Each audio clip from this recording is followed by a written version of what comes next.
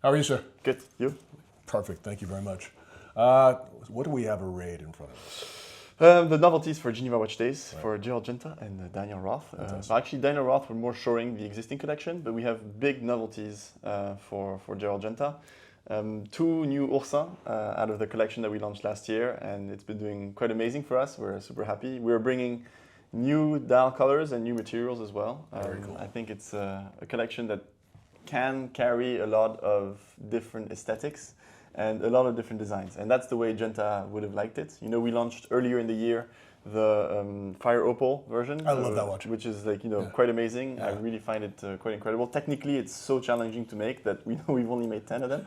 But at the end of the day, it sort of worked out. And these two are, let's say, simpler to make in a way because we're only making with the gold. But obviously, we make lives very difficult for ourselves, and we don't want to make things easily. So we change all of the finishing on the case of the dial, on the case of the watch rather, where you have the back case which is sandblasted, and then all of the individual beads are actually hand screwed into the case and all polished. So this is all a handmade process. Obviously, La Fabrique du Temps obliges us making things completely by hand.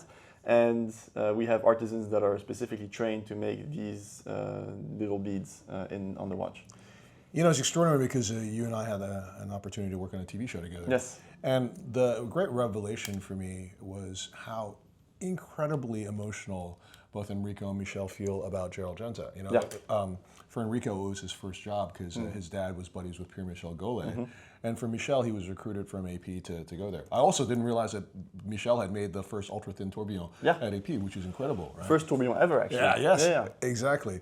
So, you know, I remember we had this moment where we went outside of the historic maison that Genta was in, at this beautiful pink building in Geneva, with Evelyn, with Alexia. I saw the photos from that. And it was really an incredible moment. And Enrico was like, this was my first job, and it will be my last job. But he also explained that he and Michel feel this mission, this absolute mission to propel the brand into the future in the best way possible. And I think this is a great embodiment of that. You know, he was saying that, you know, they used to make the cases up in the attic. Right? Yeah. And you guys have kind of rediscovered that a little bit because you're hand making these, and you know, every single spike is screwed in. I love that. And you know what I love about it too is they, throughout the process, remember ways that watches were made. Right. Obviously, the quality standards and the engineering standards back then were very different than the ones today.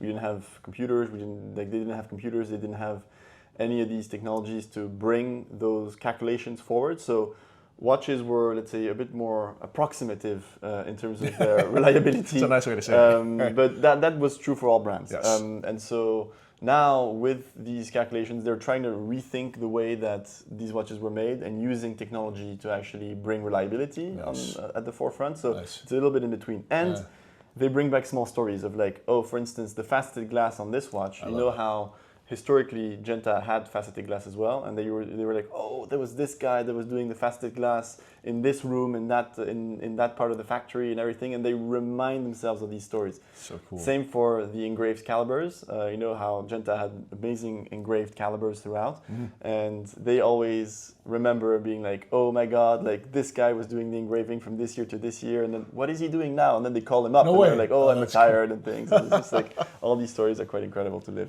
This is an onyx dial?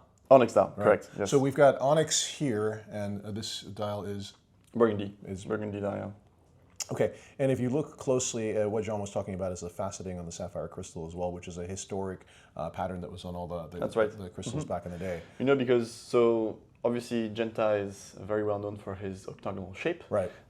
We didn't really want to bring the octagonal shape per se back on every single one of our watches, but try to evoke the octagonal shape through that faceted glass. So you can see it if you want to see it. If you don't want to see it, you don't see it. And it's sort of that small little nod that we brought back from Genta's historic designs. You know, it's funny because this is genuinely like a transversal watch for me. Like, I would actually totally wear this. Yes. And I think that's this would suit you very, very well, specifically with the outfit today. Yes, you know. and it's funny because I've always liked, you know, our mutual friend Sylvain Vigneron. Yes. For his brand, he was always like, it's not about male or female, it's just about the strength of your character. And I think that's an incredible expression for a timepiece like this. I mean, this is really cool. Yeah, I think it fits very well, and you know, it brings a little bit of the character that you don't really want to show with your personality. Indeed. But you only show with your watch. That's the way I like watches as well. You know? Exactly. You show your character, but only with the watch you're wearing. Diamonds everywhere and sort of rainbows and stuff, but you have a very, the simple character. Yeah. Incidentally, just forewarning, I have just put together the 20th anniversary issue of our magazine, and I put in the 25 greatest leaders of the new millennium. And I think you're the only guy in there that's under 30 years old. But like honestly, you're gonna make me blush. No. But and I've explained to you many times like why.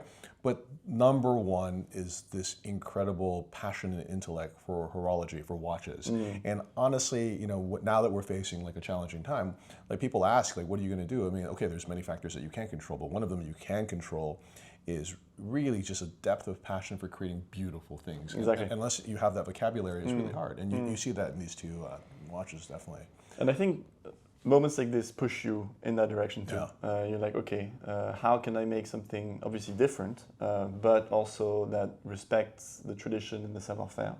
And that's one of the things that we try to put forward at Fabrique du Temps like crazy initially, is because we've put in these quote-unquote rules of how to make watches. One watchmaker takes care of one watch from start to finish. Nice. All the components are finished front and back, regardless of if anybody, even the watchmakers, will see them. And all these different small rules that we've put in place as well in the operational side make it that basically we cannot make a mediocre watch anymore in that sense, in the sense of pure craft. We can make a mediocre looking watch for sure. I mean, that's just based on our taste, right? But we can't make a mediocre watch in the engineering side, No, I mean, this idea of giving a watchmaker ownership over his creation or her creation is so important, because no one's going to make a poor timepiece in this context, because everyone wants to express the best of their character or their ability. And I think that's so important, and it really is very distinct from, there's a lot of manufacturers where it's just a person does one step and it goes along to the next person. It actually is very similar to the Karl Marx novel writer, and that's really lovely. But okay, you mentioned also, going into your archives, but being super inspired to create things that feel vibrant and fresh. Let's talk about that. So Genta, as you know, is a brand of many facets. He back in the day did basically every watch under the sun, and has been doing watches with Mickey Mouse on it, and watches that were worth more than €1 million, which was crazy back then. Now it seems a bit more normal, but back then it was insane. So we also have to play in that spectrum and make watches which are more affordable and watches which are less affordable, but also more complicated with ambitious and amazing complications. So we decided to launch the Coussin, this new shape for Genta that he did back in the day as well, which was one of his iconic shapes, specifically with the perpetual calendar, and use one of Michel and Enrico's, let's say, signature complications with it, which is the minute repeater. Obviously, Michel and Enrico both worked on minute repeaters for big, beautiful brands of the watch industry in the past. Yes. And have, I would say, perfected the craft of minute repeaters in general, just the sound, the rhythm, and making sure that everything is regular, And we wanted to put it in this very elegant case. So one of the arts of Genta is obviously being very visible, like you see with the Oursin watch, where you can see it across the room, but also being very discreet and not knowing exactly what your person next to you at the table is wearing. Right. And that's sort of the in-between that we tried to strike at Genta in general. This is going to be much, much, much more confidential. We're only making 10 pieces of those. But the idea is also to respect and to pay tribute to the collectors that have bought mirror repeaters of the past and say, we think about you guys. We know that we have quirky, interesting designs of the past that we've made, and we're going back down that alley as well. Damn, dude. Good, no? That's really good.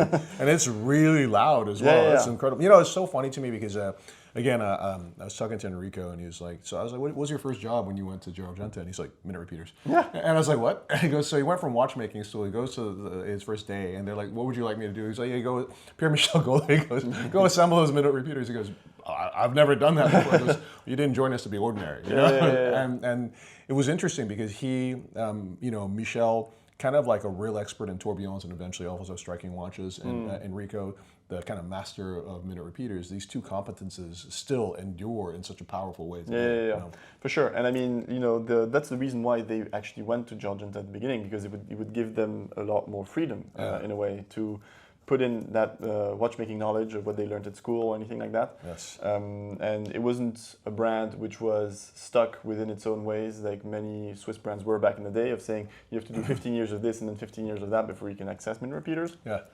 So they had that sort of fast track and then could show their talent initially. That's awesome, man. Well, thank you very much for sharing this with me, and I appreciate it. Yeah, good to see you, man. Good to see you too, man.